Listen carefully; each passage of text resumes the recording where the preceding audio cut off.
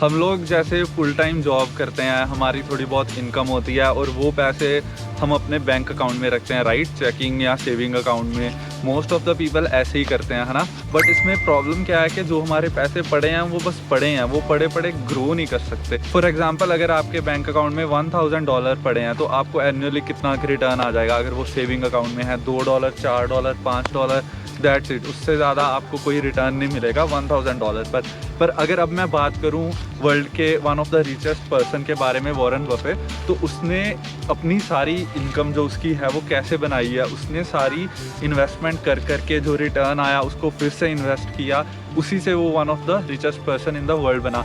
तो आज की वीडियो बनाने का गाइस यही मकसद है कि मैं आपको एक बैंकिंग और फाइनेंस फील्ड के प्रोफेशनल से मिलवाने जा रहा हूं और हम उनसे जानेंगे कि कैसे एज अ बिगिनर हम लोग इन्वेस्ट करना शुरू कर सकते हैं और हमारी मनी जिसके साथ के बड़े बड़े ग्रो कर सकती है। तो लेट्स बिगिन।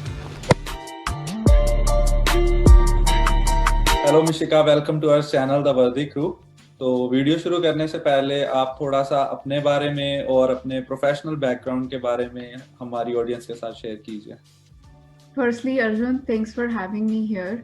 तो मैं आई थी यहाँ पे, तो मैं इंडिया से हूँ, तो मैं आई थी यहाँ पे 2015 में। मैंने अपना MBA किया था इन TRU BC। तो MBA के बाद मैंने ना, मुझे बैंकिंग में बहुत इंटरेस्ट था, तो आई थॉट कि ग्रेजुएशन के बाद तो I want to get into banking.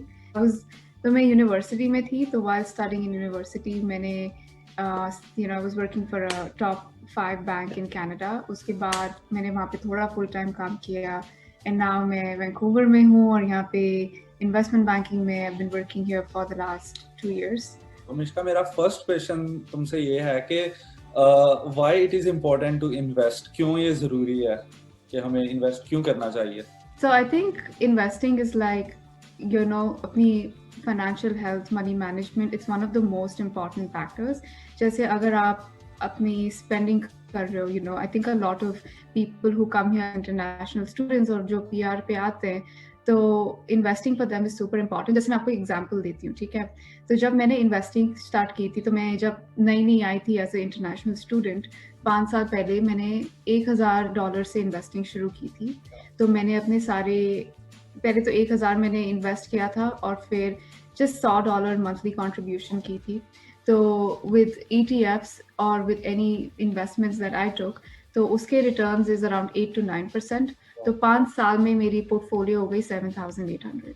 तो अगर आप घर खरीदना चाहते हो या आप कार खरीदना चाहते हो, अगर आप उसके लिए इन्वेस्ट कर रहे हो, पैसे सेव कर रहे हो, तो अगर आप जितना छोटा और स्मॉल स्टेप्स आप इन्वेस्ट करना शुरू करोगे, तो वो मल्टीप्लाई होता रहेगा हर साल।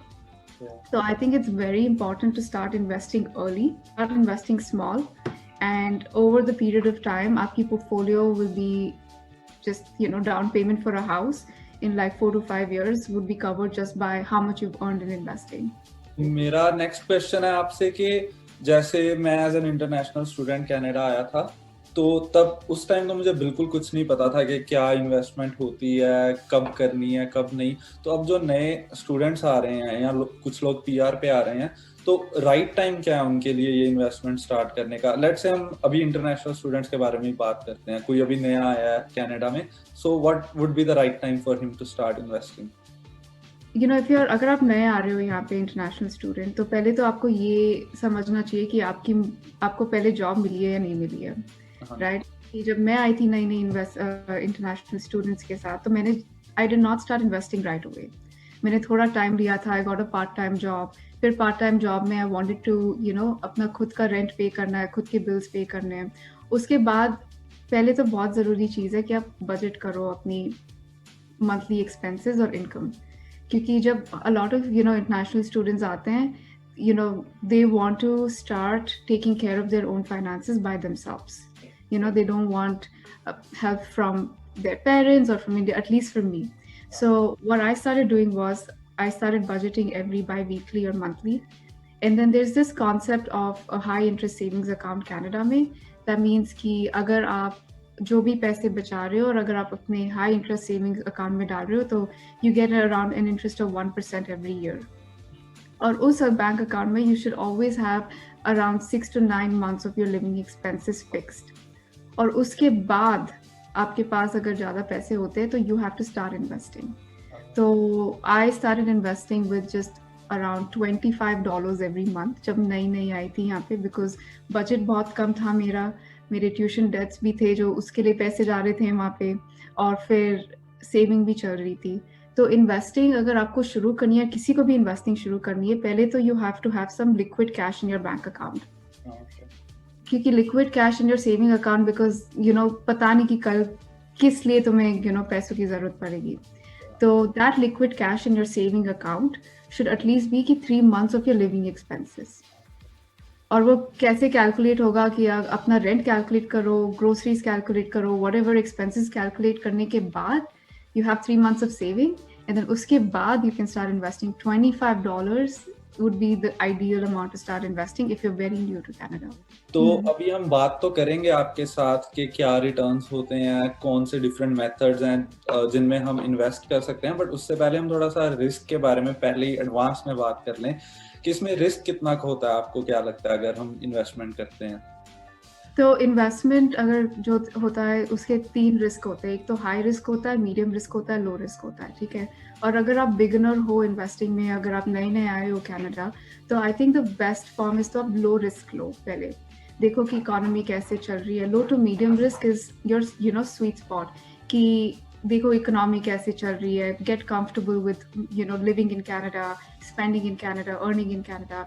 तो with all the low risk investment, I think क्या होता है लो रिस्क में कि आपके रिटर्न्स भी कम आते हैं, but your money doesn't fluctuate इतना ऊपर नीचे because you invested in the stock market.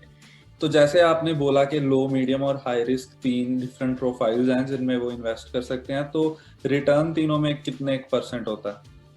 तो अगर आप लो रिस्क में ले रहे हो तो कनाडा में 2 टाइप के अकाउंट होते हैं। तो अगर आपको इन्वेस्टिंग करनी है तो एक तो होता है आपका TFSA अकाउंट जो टैक्स फ्री सेविंग अकाउंट होता है, और एक तो होता है आपका रिटायर्ड रजिस्टर्ड सेविंग्स प्लान। तो अगर नए नए स्टूडेंट्स हैं तो I don't even tell them कि go to your retired savings plan, because हम नए नए आए तो रिटायरमेंट की तो सोचे भी नहीं। बट अगर आप TFSA में इन्वेस्ट करते हो तो आपके रिटर्न्स हो सकते हैं 4 to 5% ईयर, और अगर आप मीडियम टू हाई रिस्क है तो आपके रिटर्न्स हो सकते हैं 8 to 9% ईयर। पर जितने हाई रिटर्न्स होते हैं, in risk of losing that money is also very high. तो अच्छा, जैसे अभी आपने TFSA के बारे में बताया, तो क्या क्या ऑप्शंस अवेलेबल हैं TFSA के अंदर इन्वेस्टमेंट के लिए? तो अगर जो भी इन्वेस्टमेंट करना चाहते हैं, दे आर द बिगिनर्स यहाँ पे, तो द नंबर 1 इन्वेस्टमेंट ऑप्शन जो हर लोग करते हैं, ये नहीं कि आप इंटरनेशनल हो ये इन्वेस्टमेंट ऑप्शन है, कैनेडियंस भी जो बिगिनर्स होते हैं इनके भी ये इन्वेस्टमेंट ऑप्शन होते हैं। It's called ETFs, so exchange traded funds. तो ETFs क्या होते हैं, जैसे आपको अगर एक कंपनी में इन्वेस्ट नहीं करना है, तो अगर आप एक ETFs परचेज करते हो अपने TFSA के अंदर, तो you purchase a lot of different companies. जैसे फॉर एग्जांपल ये ग्लास है, ठीक है, ये ग्लास हमारा ETFs होते हैं, और उस ग्लास के अंदर हमारे डिफरेंट कंपनीज होते हैं, जैसे माइक्रोसॉफ्ट, एप्पल, मास्टरकार्ड, वीसा। तो अगर आप एक ETF खरीदते हैं तो आप इन सब के शेयर्स भी थोड़े थोड़े खरीदते हैं, तो वो आपकी इन्वेस्टमेंट रिस्क को मतलब डाइवर्सिफाई कर देता है, मतलब आपके पैसे सिर्फ एक कंपनी में नहीं होते हैं। तो अगर आप तो ज़्यादा स्टूडेंट जो TFSA में स्टार्ट करते हैं, और जब मैंने TFSA में स्टार्ट किया था तो मैंने बस ETFs खरीदे थे। So ETFs could be like tech ETF जो टेक्नोलॉजी सेक्टर के ऊपर फोकस करता है, या हेल्थ केयर ETFs। हमारा सबसे पॉपुलर ETF होता है वैनगार्ड ETF कनाडा में। So that has all the top 50 companies in North America, which also includes US. So before, I think अगर आप बिगिनर हो कनाडा में, तो मैं आपको ये सजेस्ट करूँगी कि आप ETFs में ज़्यादा रिसर्च करिए instead of going for mutual funds और स्टॉक्स।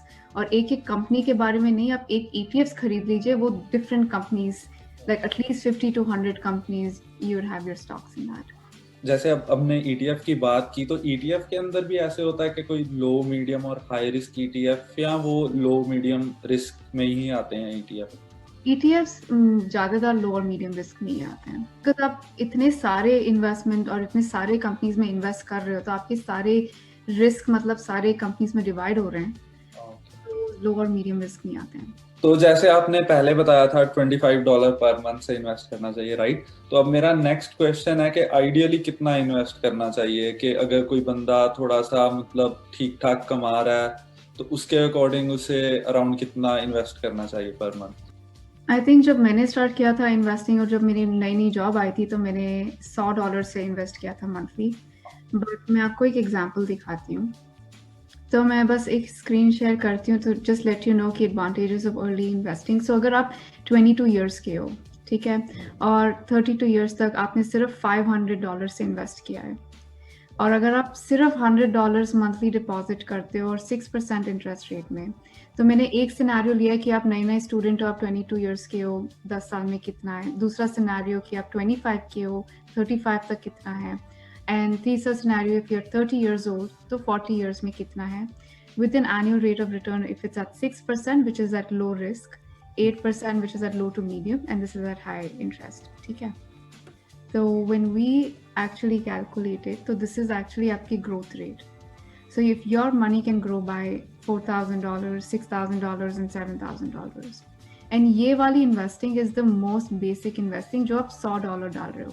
But obviously अगर जब आपको part time job के बाद आपकी full time job आती है and all of that, तो आपकी investing capabilities ज़्यादा increase हो जाती है. तो obviously जब मैं अभी full time job कर रही हूँ तो मेरी I'm not investing just $100, I invest more.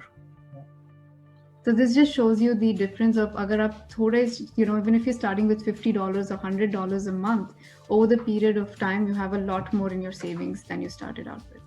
तो अगर हम $500 पर मंथ सेव कर रहे हैं और रख रहे हैं अपने चेकिंग अकाउंट में, तो आफ्टर 10 इयर्स वो कितना होगा एज कम्पेयर टू अगर हम वही $500 पर मंथ इन्वेस्ट कर रहे हैं स्टॉक मार्केट में, तब कितना होगा? तो अगर आप टाइम स्केल लोगे 10 साल की, अगर आप 500 हर महीने सेव कर रहे हो और अपने सेविंग अकाउंट में रख रहे हो, तो 10 साल के बाद आपके पास होगा अराउंड $60,000, ठीक है, एट अ 1% इंटरेस्ट रेट। तो 8% interest rate is like very very minimal. But अगर आप वही इन्वेस्ट कर रहे हो स्टॉक मार्केट में और आपका रेट ऑफ रिटर्न 8% है, और अगर आप 10 साल के लिए कर रहे हो और अपने पैसे आपने विड्रॉ नहीं किए 10 साल तक, तो आपको रिटर्न्स मिल सकते हैं अराउंड $96,000। तो वो डिफरेंस आपका 36,000 इज अ ह्यूज डिफरेंस। तो वो 36,000 आपके घर के डाउन पेमेंट के लिए आ सकता है, कार के लोन्स के लिए आ सकता है, student debt and what not. तो अगर आप 10 साल के टाइम स्केल से देख रहे हो, तो obviously investing is a better option than just keeping it in your savings account, because that difference, वो 36,000 वाला difference will be huge. Definitely.